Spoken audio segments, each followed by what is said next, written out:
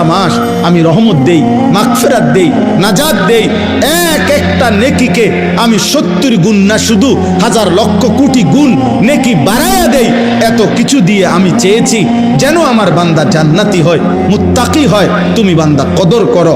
আর যদি কোনোভাবেই কদর না করে, তো শেষ কথা হলো, মনে রাখবেন, রমজানকে যে কদর করে না, রমজানেও যে গুনাহ করে, রমজানেও যে জাহান্নাম থেকে বাঁচার চেষ্টা করে না, রমজানেও যে জান্নাতের আমল করার চেষ্টা করে না, ভাই আমার, ছেলেরা আমার, বাবা আমার, পর্দার আড়ালের মা বোন আমার, সবাইকে এই শেষ কথা বলি। আল্লাহ রসুল বলছে, জিব্রাইল আইসা রমজানের শেষ দিন নবীজিকে আইসা বলে গেছে, ইয়া রসুল আল্লাহ, এত বড় রমজান পেল, ইফতার, সাহারি, তারাবি, এতেকাফ, শবে কদর, প্রতি ঘন্টা মিনিটে এত মাফ নেওয়ার সুযোগ থাকার পরেও যেই নাফরমান জাহান্নাম থেকে বাঁচার চেষ্টা করে নাই, গুনাহ থেকে আল্লাহর কাছে মাফ নেয় নাই, জান্নাতের জরুর আশা পূর্ণ করতে পারে নাই, আমল করতে পারে নাই, খোদার কসম নবীজি বলছে, জিব্রাইল আইসা বলছে, ইয়া রাসূলুল্লাহ, এমন নাফরমানের উপরে আল্লাহর লানত, আল্লাহর লানত, লানত, লানত। নবী বলছে আমিন, আমিন। মানে নবী বলছে, হ জিব্রাইল, আমিও বললাম আল্লাহ, এমন লানত আপনি কবুল করেন এই নাফরমান উম্মতের উপরে, আমি নবীরও লানত, যা তোর রূপে খোদার লানত করুক, যা। এত বড় রমজান তুই এখনো বিড়িয়ে খাস, এত বড় রমজান নাফরমান তুই আজও ওজনে কমে দে, তোর কিস্তি শেষ হয় না, সুদে শেষ হয় না, তোর নর্তকী দেখাই শেষ হয় না, তোর উলঙ্গ ছবি দেখাই শেষ হয় না, তোর জিনা ব্যভিচারে শেষ হয় না। তুই বেটি গত 11টা মাস বাজারে বাজারে ঘুরলা, এখনো রমজান, রমজান আইজও তোমার জুতা কিনা, থ্রি পিস কিনা শেষ হয় না, যা। গুনাহ থেকে বাঁচতে যেহেতু পারলাই না, জাহান্নাম থেকে বাঁচার চেষ্টা করলাই না, তো জিব্রাইল বলছে আল্লাহ তার উপরে লানত দিছে, জিব্রাইলও লানত দিছে। নবী বলছে আমিন, আমিও দিলাম, যা তোর উপরে খোদার গজব পড়ুক। এরপরে এই নাফরমানকে বাঁচাবে কি? হ্যাঁ বলেন? অতএব বাবা, তামসা করো, কোনো অসুবিধা নেই। আমাদের সামনে মাহে রমজান, আমাদের সামনে মাহে রমজান। আল্লাহ তাআলা বলছে, ইয়া আইয়ুহাল্লাযীনা আমানু, হে ঈমানদারগণ, তোমরা আমার, পৃথিবীর আর কেউ শুনুক আর না শুনুক, মুমিন, তুমি বলতেছো তুমি মুমিন, তুমি বলছো তুমি মুসলমান, তোমার মুখ দিয়ে তো তুমি লা ইলাহা ইল্লাল্লাহ বলতেছো, তোমার মুখ দিয়ে তুমি মুহাম্মাদুর রাসূলুল্লাহ বলছো। অতএব আমি তোমার কাছে চাচ্ছি, কুতিবা আলাইকুমুস সিয়াম, তোমাদের জন্য আমি রোজাকে ফরজ করলাম, কামা কুতিবা আলাল্লাযীনা মিন ক্বাবলিকুম, তোমাদের পূর্ববর্তী ঈমানদারদের উপরেও আমি রোজা ফরজ করেছিলাম। কেন? লাআল্লাকুম তাত্তাকুন। আল্লাহ বলছে, গত 11 মাসে আমি চেয়েছি তোমাকে মুত্তাকি বানাইতে। আমি 11 মাস ধরে বলছি, ইত্তাকুল্লাহ, ইত্তাকুল্লাহ, ইত্তাকুল্লাহ, আল্লাহকে ভয় করো, আল্লাহকে ভয় করো, আল্লাহকে ভয় করো, আল্লাহকে ভয় করো। কিন্তু কোনো পাত্তা দিলা না বান্দা, কোনো পাত্তা দিলা না। ঠিক আছে বান্দা, যাও, আমি আল্লাহ আবারও দয়া করে সব বাদ দিলাম, 11 মাস বাদ, যাও, একটা মাস মাত্র এবার, আইয়ামাম মাদুদাত, 30টা দিন গোনা গোনা, 30 দিন, 31 দিন হবে না, 32 দিন লাগবে না, 30 দিন, 30 দিন, কথা কথাই, প্রয়োজনে একদিন কমায় এলামু, 29 দিন, হয় 29 নয় সর্বোচ্চ 30, 30টা দিন তুমি রমজান পালন করবা, একটা গুনাহ করবা না, চুরি, ডাকাতি, জিনা, ব্যভিচার, মদ, জুয়া, অশ্লীলতা, বেহায়াপনা, অসভ্যতা, নোংরামি, বেপরদিগি, উলঙ্গতা, অসভ্যতা, হারাম উপার্জন করবা না। আর জিকির করবা, তিলাওয়াত করবা, রোজা রাখবা, ইফতার করবা, সাহারি খাবা, তারাবি পড়বা, শেষ দশকে এতেকাফ করবা, শবে কদর তালাশ করবা, প্রতিদিন কাঁদবা, দোয়া করবা, মুনাজাত করবা, একটা মাস গুনে গুনে আমার ইবাদত আমলে কাটাইবা, গুনাহ থেকে বেঁচে থাকবা। আল্লাহ বলেন, আমি 30 দিনেই তোমারে মুত্তাকি বানায়া জান্নাতি বানায়া দেব, লাআল্লাকুম তাত্তাকুন। আল্লাহ তাআলা বলছে, বান্দা কঠিন হবে না, কষ্ট হবে না, দেখো তুমি নিয়ত করলে পারবা। এখানে আছে, ইউরিদুল্লাহু বিকুমুল ইউসরা ওয়ালা ইউরিদু বিকুমুল উসরা। আল্লাহ তাআলা বলে, বান্দা আমি যেমনে যেমনে রমজান সাজাইছি, রমজান, রোজা, ইফতার, সাহারি, তারাবি, এতেকাফ, শবে কদর, যেটা যেমনে সেটিং করছি, আল্লাহ বলে বান্দা বিশ্বাস করো, আমি আল্লাহ খেয়াল রাখছি তোমার যেন সহজ হয়, কঠিন যেন না হয়। এইভাবে আমি আল্লাহ বিধানটা আমি নিজের হাতে সাজাইছি। ইউরিদুল্লাহু বিকুমুল ইউসরা, তোমার কঠিন হবে না, তোমার কঠিন হবে না। আমি জানি তোমার ভিতর বাহির, তোমার শরীরের যোগ্যতা কদ্দুর, এটা আমি দিছি বান্দা। তোমার শরীর স্বাস্থ্য, তোমার জীবন যৌবন আমি দিছি। তুমি অসুস্থ প্রচন্ড, কোনোভাবেই তুমি পারবা না, তো ঠিক আছে, ফামান কানা মিনকুম মারিদান, তুমি যদি প্রচন্ড অসুস্থ হও, যে অসুস্থতা রোগ বেড়ে যাবে রোজা রাখলে, তো ঠিক আছে, যখন সুস্থ হও তখন তুমি কাজা করে নিও। আল্লাহ বলছে লম্বা পথ সফর করবা, তোমার কষ্ট হবে, মুসাফির, ঠিক আছে, তুমি ওই সময় রোজা ছেড়ে দিও, অন্য সময়ে যখন বাড়িতে থাকবা কাজা করে নিও। তুমি যদি একেবারে বৃদ্ধ দুর্বল হও, যে আর কোনোদিন সবল সুস্থ রোজা রাখার মতো যোগ্যতা তোমার ধারণা আর কোনোদিন হবে না, তো আল্লাহ বলেন অসুবিধা নাই, যাও, ফিদিয়াতুন তুআমু মিসকিন, প্রত্যেক রোজার বিনিময়ে এক সাদকায়ে ফিতির, রমজানে যে ফিতরা দেন এই ফিতরা পরিমাণ একজন মিসকিনকে খাবার বা সমপরিমাণ মূল্য তুমি দিয়ে দাও। আল্লাহ বলেন সব রকমের সুযোগ রাখছি, প্রচন্ড দুর্বল হলে কি করবা, মুসাফির হইলে কি করবা, একেবারে বৃদ্ধ হইলে কি করবা, এইভাবে গর্ভস্থিত নারী যার গর্ভে বাচ্চা আছে তার জন্য কি করতে হবে, আল্লাহ তাআলা বলেন আলাদা আলাদা করে বলছি, কঠিন কিছু বলি নাই। সন্ধ্যা থেকে নিয়ে সুবহে সাদিক পর্যন্ত খাও, পান করো, স্বামী স্ত্রী মিলামেশা করো, সুবহে সাদিক থেকে সূর্যাস্ত পর্যন্ত শুধু এইটুকু সময় খাদ্য খাবার থেকে বিরত থাকো, শেষ দশক এতেকাফের চেষ্টা করো, বেজর রাত্রিগুলো সবে কদর তালাশ করো, গুনাহ কইরো না। বাজারে তো সারা বছরই যাইতে পারবা, কাপড়, লুঙ্গি, শার্ট, শাড়ি, থ্রি পিস, জুতা এ তো সারা বছরই কিনতে পারবা। একটা মাস আমি রহমত দেই, মাগফিরাত দেই, নাজাত দেই, একটা নেকিকে আমি 70 গুণ না শুধু হাজার লক্ষ কোটি গুণ নেকি বাড়ায়া দেই।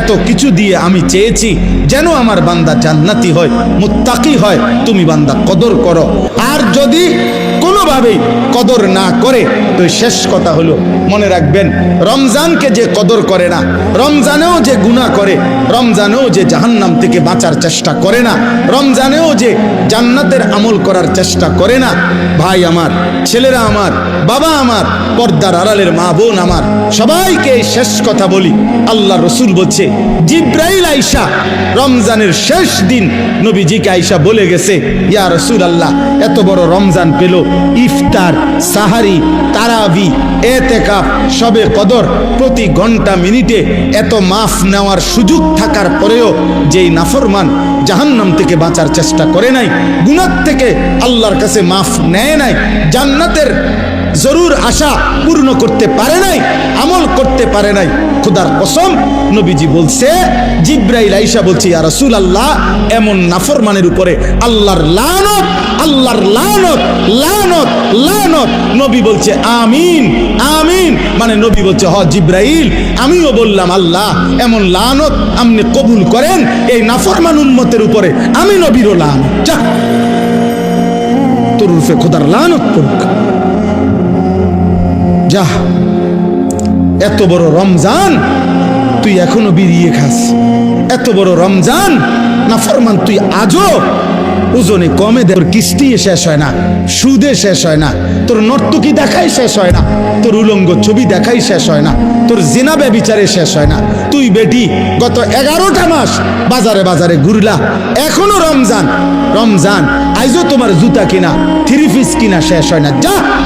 গুনাহ থেকে বাঁচতে যেহেতু পারলাই না, জাহান্নাম থেকে বাঁচার চেষ্টা করলাই না, তো জিব্রাইল বলছে আল্লাহ তার উপরে লানত দিছে, জিব্রাইলও লানত দিছে, নবী বলছে আমিন, আমিও দিলাম, যা তোর উপরে খোদার গজব পড়ুক। এরপরে এই নাফরমানকে বাঁচাবে কে? হ্যাঁ বলেন? অতএব বাবা তামসা করো, কোনো অসুবিধা নেই, এই কথা শেষ আমার। মনে রাখো, হাসি কান্না, আনন্দ বেদনা, সুখ দুঃখ, আনুগত্য অবাধ্য, ঈমান কুফর, কোনো কিছুতেই পৃথিবী থামে না, তুমিও থামতা না, একদিন কবরেই চলে যাইতো। হাসলেও কাঁদলেও, সুখে থাকলেও দুঃখে থাকলেও, ইমানদার হইলেও নাফরমান হইলেও, আনুগত্য থাকলেও আনুগত্য না থাকলেও, সেজদা দিলেও মোর মৃত্যু হবে, সেজদা না দিলেও মৃত্যু হবে। সেজদা দিতে দিতে আব্দুল কাদের জিলানী হইলেও মৃত্যু হবে, নাফরমানি করতে করতে ফেরাউন নমরুদ হইলেও কি হবে? অসুবিধা নাই, কোনো অসুবিধা নাই। চলো ভাই, কারো জন্য পৃথিবী থামে না। আমাদের কারো মৃত্যুতে, আমাদের কারো জন্মে সেকেন্ড, ঘন্টা, মিনিট, এক সেকেন্ড থামে না। সময়ের গতি থামে? কথা বলে না। পৃথিবী থামে কারো জন্য? না না। কোনো ক্ষমতাধরের মৃত্যু আর কোনো ফকিরের মৃত্যু সময়ের কাছে সবাই বরাবর। সময় বলে আমি চলছি তো চলছি, কে মরলো, কে জিতলো, কে হারলো, কে জন্ম নিল, আমার তো সময়। আমি যাচ্ছি আখিরাতের দিকে, আমি যাচ্ছি কবরের দিকে। ওয়াকুল্লুম ফি ফালাকিন ইয়াসবাহুন। আল্লাহ বলে সব কিছু তার নির্ধারিত কক্ষপথে, গন্তব্যের দিকে, মানে আখিরাতের দিকে চলছে, সব চলছে। আমরা সবাই যাচ্ছি কোন দিকে? কথা বলে না। আমরা যাচ্ছি কোন দিকে ভাই? আখিরাতে, আখিরাতের দিকে। অতএব ব্যক্তি, ঘর, সংসার, পরিবার, দেশ, রাষ্ট্র, রাজনীতি, ক্ষমতা, সবকিছুতে আখিরাতকে প্রাধান্য দিবেন। বলেন ইনশাআল্লাহ, বলেন ইনশাআল্লাহ। ভোটের আগের দিনও আখিরাতকে প্রাধান্য দিবেন, ভোটের দিনও আখিরাতকে প্রাধান্য দিবেন, ভোটের পর দিনও আখিরাতকে প্রাধান্য দিবেন, আখিরাতকে প্রাধান্য দিবেন। কোনোভাবেই দুনিয়ার কাছে বিক্রি যাবেন না। আল্লাহ আমাদেরকে হেফাজত করেন, আল্লাহ আমাদেরকে কবুল করে নেন আমার ভাই। অতএব আলহামদুলিল্লাহ, আজকে এই মুবারক মাহফিলে অনেক কষ্ট করছেন আপনারা, এত লম্বা সময় সবর করছেন। আলহামদুলিল্লাহ, আল্লাহ তাআলা এই ফুলগড় বারেশ্বর মাদ্রাসা আল্লাহ কবুল করে নেন। আজকে যেই ছেলেরা হাফেজে কোরআন হয়েছে, আল্লাহ তাদেরকে কবুল করে নেন। যাদের সহযোগিতা করেছে, তাদেরকে হাদিয়া দিয়েছে বিভিন্ন রকমের, মাশাআল্লাহ, আল্লাহ তাআলা তাদের সবাইকে কবুল আর মঞ্জুর করে নেন।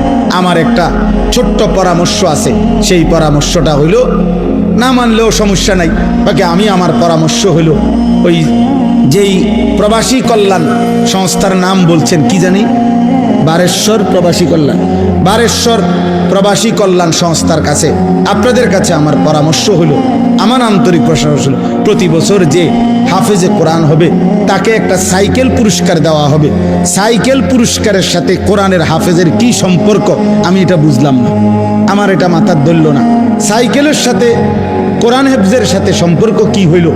এতে করে সে কি করবে? মানে হাফেজে কোরআন সাইকেল দিয়া আলাদা কি লাভবান হবে, এটা আমার মাথায় ধরল না। হ্যাঁ, এটা আমি বুঝলাম না। এই জন্য আমার পরামর্শ হলো, কোনো হক্কানি মুত্তাকি আলেমে দিন থেকে পরামর্শ নিয়ে আপনি জেনে নেবেন যে কোনো তালেবে এলেমকে, কোনো মাদ্রাসার ছাত্রকে, কোনো হাফেজে কোরআনকে কি পুরস্কার দিলে তার উত্তম হবে, তার সারা জীবনের এলেম অর্জনের জন্য কাজে লাগবে, পড়ালেখার জন্য কাজে লাগবে। এখন এইটা দিয়ে যদি সে কালকার থেকে গোটা এক মাস চরকির মতো সারাটা মুরাদনগর গড়ে, তাইলে প্রবাসী কল্যাণ সংস্থার নেকি কি হবে আমি বুঝি না। এই জন্য আমি এটা ফিরাইয়া নিতে বলি না।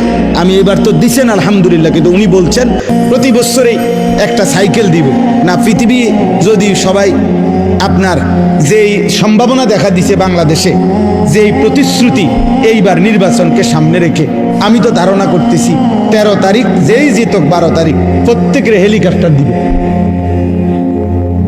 বুঝেন নাই কথাটা? তাইলে তখন তার সাইকেল কাজে লাগতো না। এই জন্য তালেবে এলেম এটা নিরুৎসাহিত করছি না, আপনারা পুরস্কার দিবেন, হাদিয়া দিবেন, কিন্তু আলেমে দিন থেকে মশওয়ারা করে দিবেন, অর্থাৎ যেন ওই বাচ্চার আজীবন তার এলেমের কাজে লাগে। পড়ালেখার এমন সুন্দর কোরআনুল কারীমের 2 সেট 10 সেট তাফসীর হইতে পারে, যেটা তার দাওরায়ে হাদিস একবারে শেষ পর্যন্ত আজীবন তার পড়ালেখার কাজে লাগবে। রাসূলুল্লাহ সাল্লাল্লাহু আলাইহি সাল্লামের হাদিসের অনেক কিতাব, তাকে 30,000 টাকার কিতাব দেন, তারে 20,000 টাকার কিতাব কিনে দেন, যেটা সে আজীবন কি করবে? পড়ালেখা করবে। হ্যাঁ, আমার ছেলে হাফেজ হইয়া পুরস্কার পাইছে তাফসিরে তাওজিহুল কোরআন। তো আমি একদিন আমার বাসার এই তাফসির আমারও আছে, তা আমি আমার একটা খণ্ড পাচ্ছিলাম না, খুঁজেই পাচ্ছি না। 2-3 খণ্ড, আমার একটা খণ্ড আমি পাই না, ওই খণ্ডটাই তখন আমার দরকার। আমার ছেলে আমারে দৌড়াই এসে বলছে, আব্বু আমি যে পুরস্কার পাইছি এইটাই তো তাফসির, তাহলে আমি এটা খুলে দেই আমারটা। তাহলে হে তার প্যাকেট প্যাকেটিং করা ছিল, ওইখান থেকে খুইলা আমার এটা দিছে আব্বু এটা, তাহলে আমি তখন পড়লাম। আমার অনেক কিতাব আমার সন্তান পড়ে, আমার সন্তানের কিতাবও আমি পড়ে আমার উপকার হয়েছে। কথা বুঝছেন না? এই জন্য আগামী দিনে আপনাদের কাছে অনুরোধ রইল, সাইকেল না বরং তার এলেমের সাথে কোরআন সুন্নাহর এলেম শিখবে এমন কিছু, যার দ্বারা এরকম কিছু হাদিয়া দিলে সেটা বেশি পরিমাণে হোক, ইনশাআল্লাহ এতে বরকত হবে, আপনারাও সাদকায়ে জারিয়ার সওয়াব পাইতে থাকবেন। কিতাব অল্প দিনে কি হয়ে যায় না, নষ্ট হয়ে যায় না, প্রজন্মের পর প্রজন্ম কিতাব পড়ে। অনেক যারা সম্ভ্রান্ত ফ্যামিলি এমন আছে যাদের পারিবারিক পাঠশালায় আরে পারিবারিক কুতুবখানায় লাইব্রেরিতে 100 বছর আগের দাদা পূর্বপুরুষের কিতাব বই কি আছে আছে সাজানো আছে।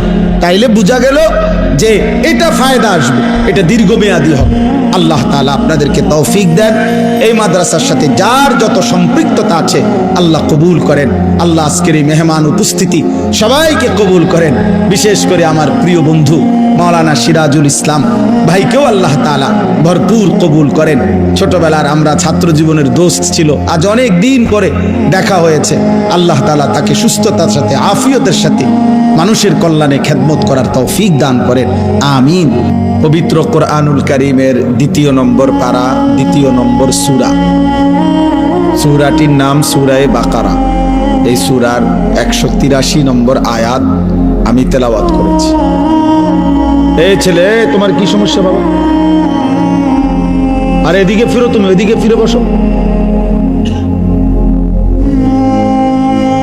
183 নম্বর আয়াত সূরায়ে বাকারা। এই আয়াতটি আমি তেলাওয়াত করেছি মাহে রমজানকে সামনে রেখে।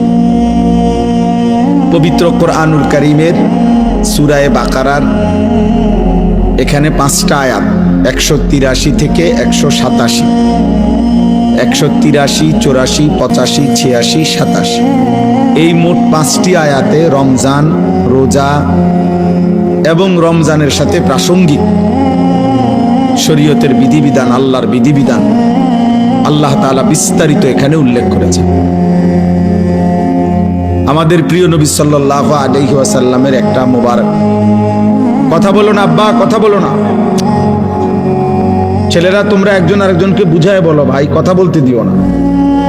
যে কোনো ভাবে কথা থামে না তারা বাইর করে দাও, বাইরে ছেড়ে দিয়ে আসো, ধরে আলগি দিয়ে 4 জনে ধরে।